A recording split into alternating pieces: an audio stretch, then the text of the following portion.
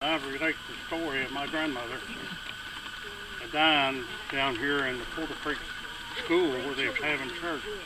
I think most of you have heard this, but my grandma Porter on a Sunday morning, or back then, as the preacher talked about a while ago, people used to get up and testify, and she was testifying, and she dropped dead in the church, which was very unusual. But I thought, wouldn't that be a great way to go and a great place to go, just leave from the house of the Lord?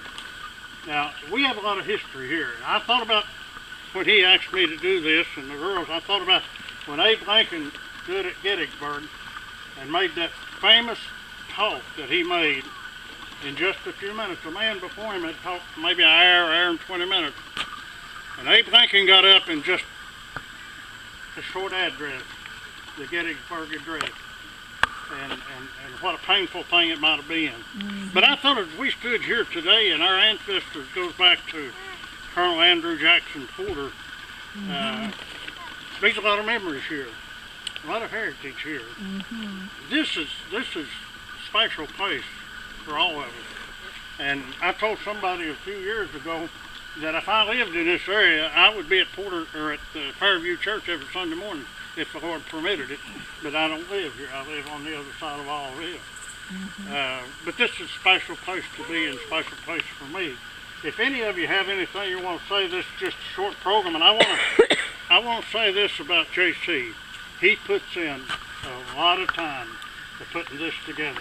Most devoted person to his self-appointed job, I suppose, in this genealogy. Does a wonderful job, and I think we all owe him a debt of gratitude for all the time and no doubt expense that he has to do this. We thank you all for coming. Anybody that hasn't toured the cemetery, welcome to tour one of the best godly women that I ever knew. They're buried right out there, ain't Senia Porter, your grandmother, Jasper's wife. I never did know Jasper. He died before I was born. I never did have a grandfather, and I told you last year that Charlie Porter was the closest thing to a grandfather that I ever had.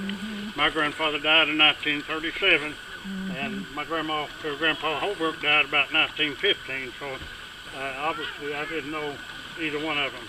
But Charlie was like a grandfather to me, as close as I ever had. And he was a very loving, happy-go-lucky, and Jewel is a spitting image of him. He walks like him, he looks like him. But I'm proud of, godly proud, I don't want to get that the wrong way, of being a part of the Porter family.